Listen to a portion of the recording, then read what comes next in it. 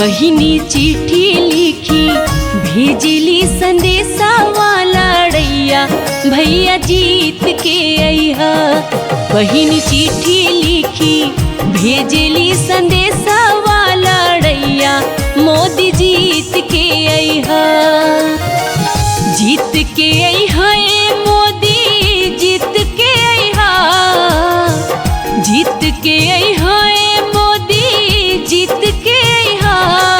लड़ैया मोदी जीत के अइहा। बहिनी चिट्ठी लिखी भेजली संदेशा वाला रैया मोदी जीत के अइहा।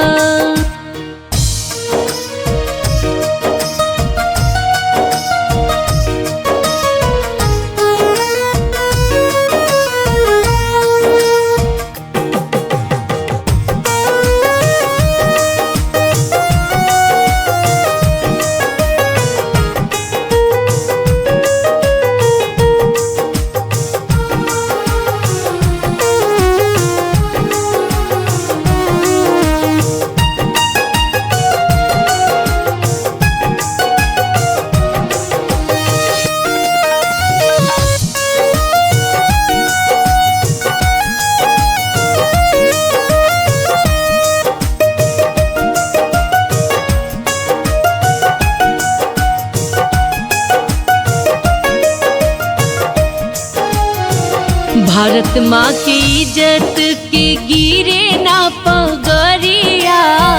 कतनो तूफान आई छूटे ना डगरिया। भारत माँ की इज्जत के गिरे ना पगरिया। कतनो तूफान आई छूटे ना डगरिया। हो भैया बहिनी के है बासी सवाला रैया भैया जीत के अइहा।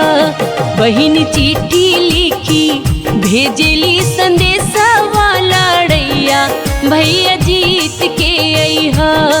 बहिनी चिट्ठी लिखी भेजली संदेशा वाला रैया भैया जीत के अइहा।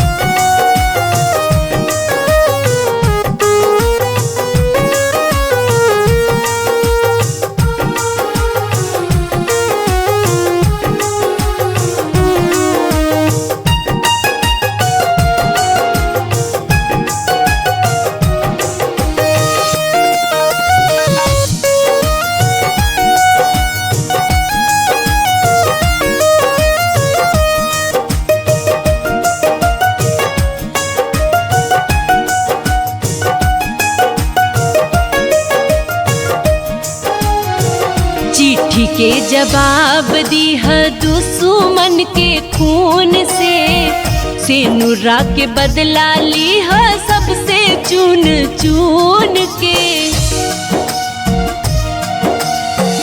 चिट्ठी के जवाब दीह दुश्मन के खून से नूरा के बदला लीह सबसे चुन चुन के। हो भैया बनल रहे देशवा के शान हो लड़ैया भैया जीत के अइहा।